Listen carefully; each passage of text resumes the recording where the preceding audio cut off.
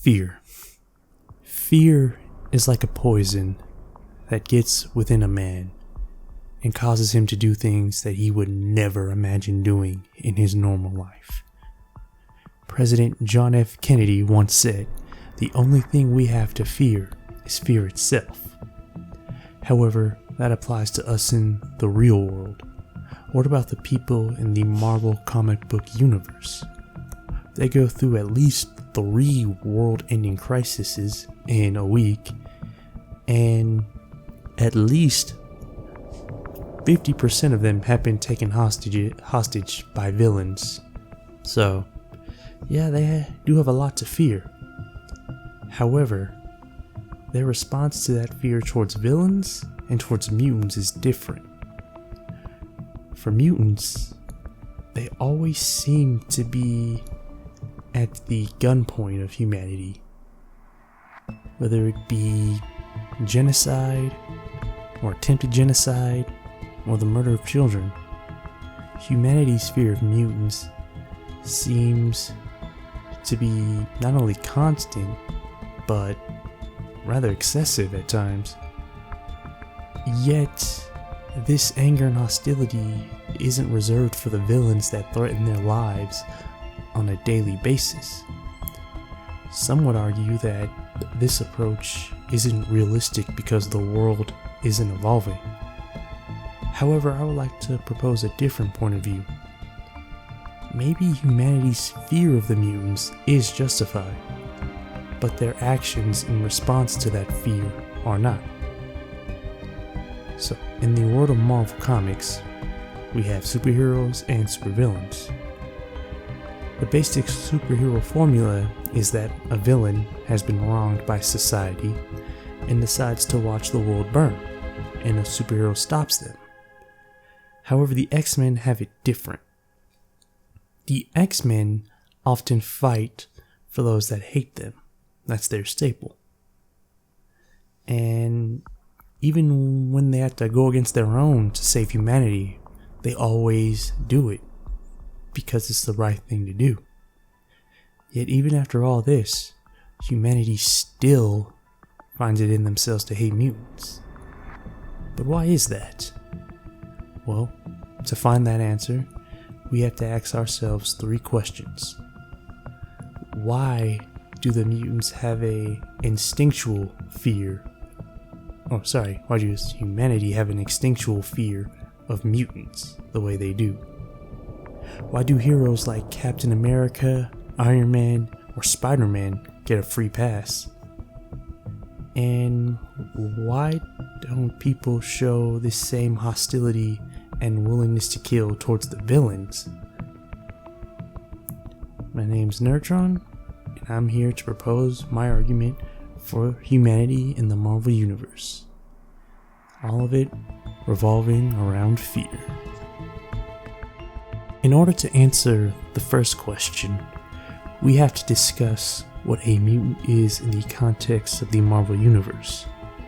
Mutants, or Homo superior, are individuals that appear human in most cases, but have a genetic mutation that grants them an ability based on said mutation. However, just like humanity, mutants are generally genetically diverse. The X gene is so random that you could have somebody shooting optic blasts from their eyes, producing multiple fingers, or warping reality on a universal scale. This randomness, or the fear of the unknown, is why humanity has an instinctual fear of the mutants. With the X gene, there's just no way to tell what powers they will have, and there's no way to control what powers they'll be. And that is what humanity fears. Because you could walk up to someone and shake their hands, and they could be a mutant that drains your life energy and memories, like Rogue. Or they could manipulate your mind and you wouldn't be able to know. And that is what humanity fears the most. A lack of control over their own lives. So now that we've talked about humanity's instinctual fear of mutants, we can now talk about the conscious fear they have of mutants.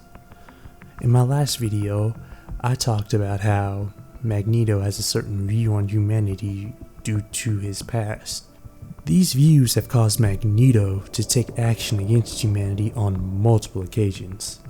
From acts of terrorism to attempted genocide, Magneto has made it very clear he will never be on humanity's side. He's just one of many other mutants that have threatened humanity.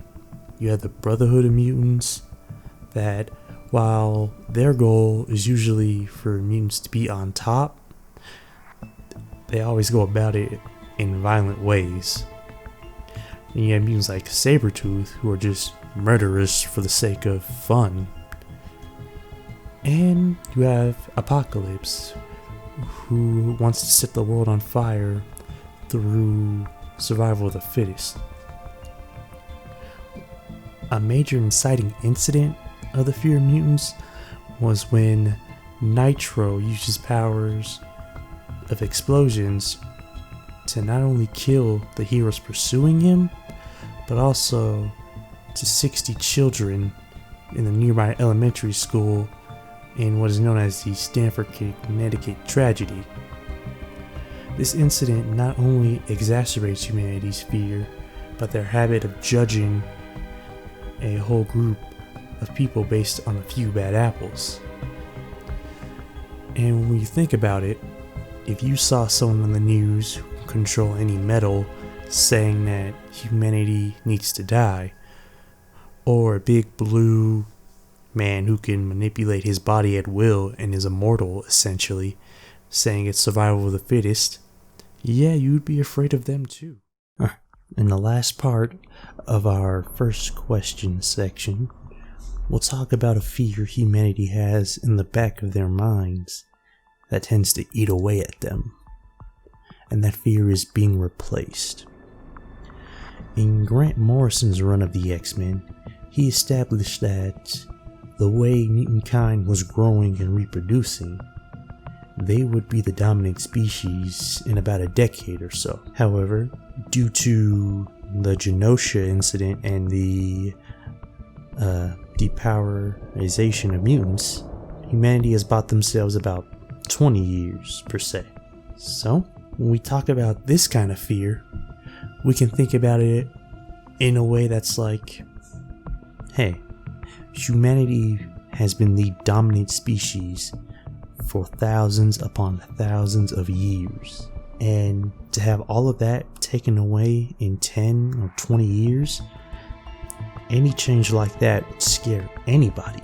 And when you think about it, the fear of the unknown, the fear of mutants who are purposefully hostile towards humanity, and the fear of being outnumbered, I mean, there's no other way to describe it as humanity's baseline fears.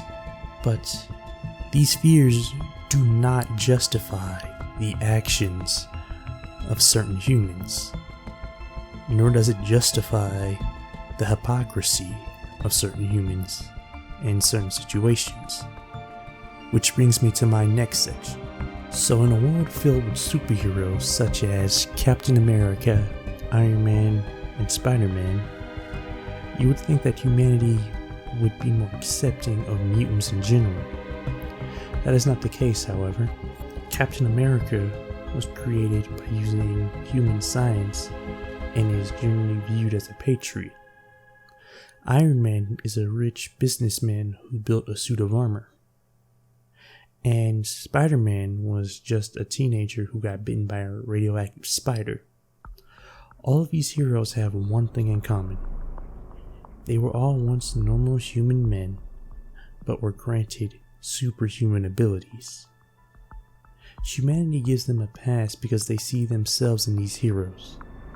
However, there is a layer of hypocrisy there.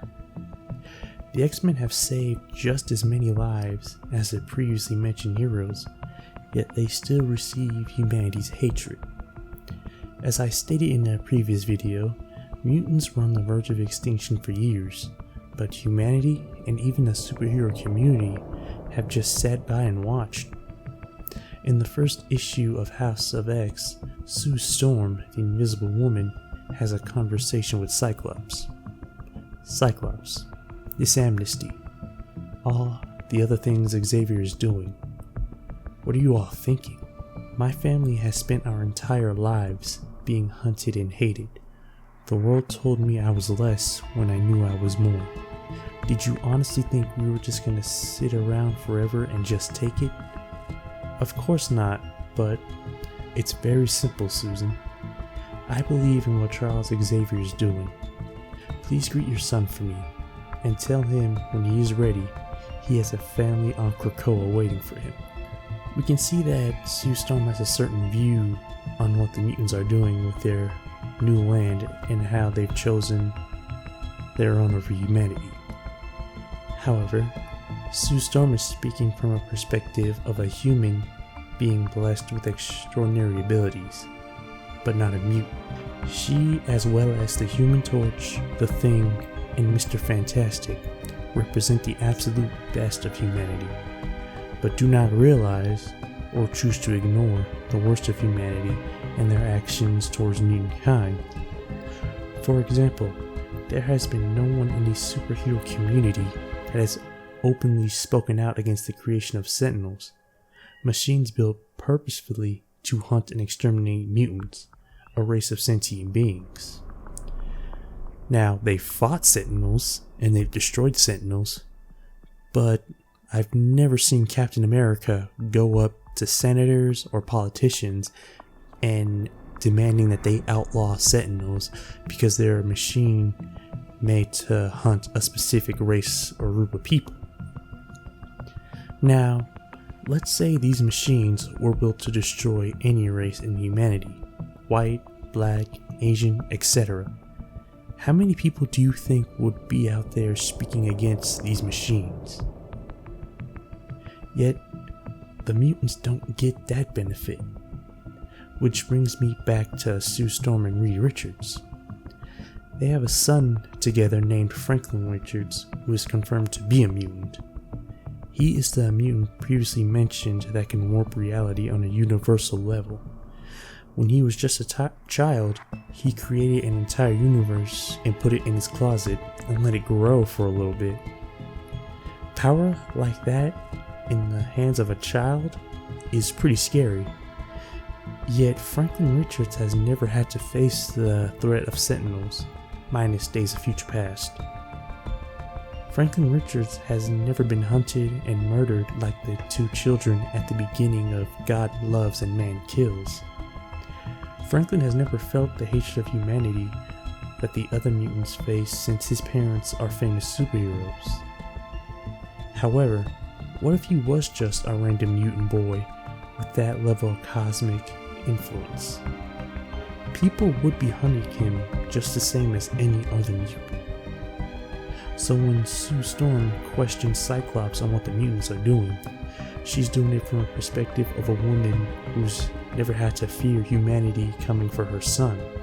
And in the first issue of X-Men by Jonathan Hickman, Cyclops, Storm, Magneto, and Polaris infiltrate an Orchis base in order to rescue mutant children who have been kidnapped and experimented on.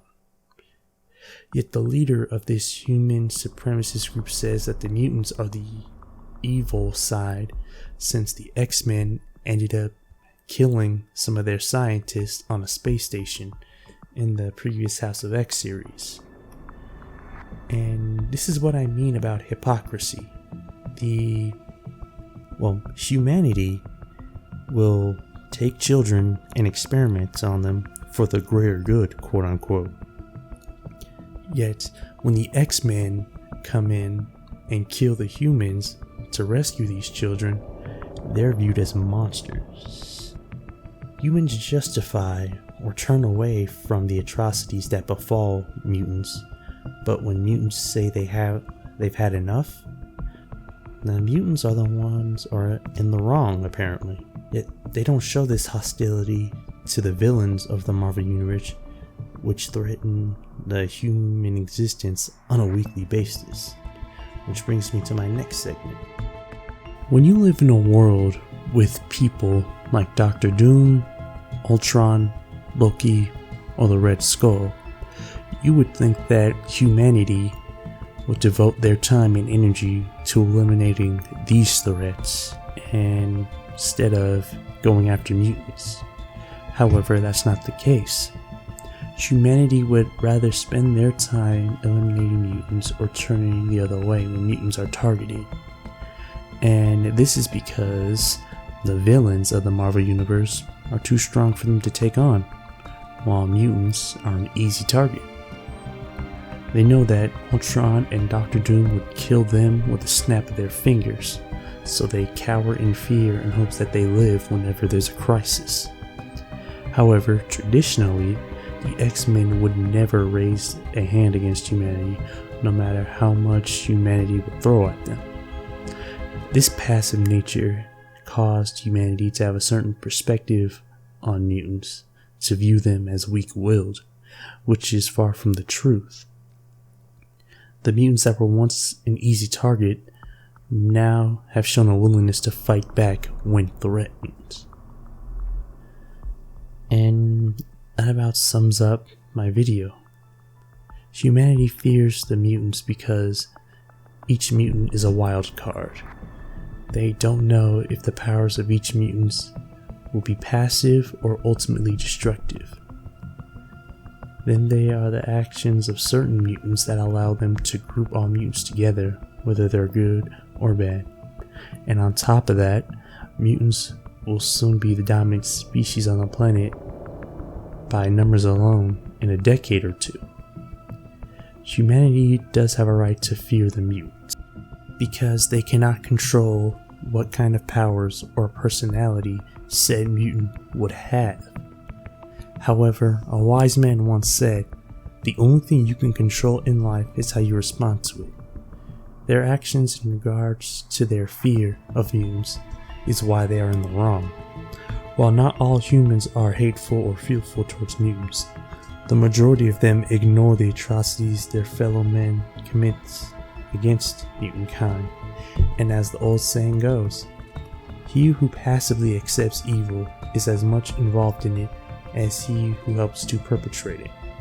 He who accepts evil without protesting against it is really cooperating with it.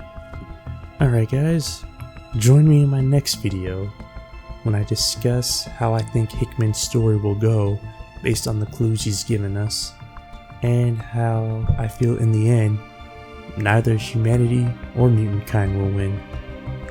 Anyway, see you then.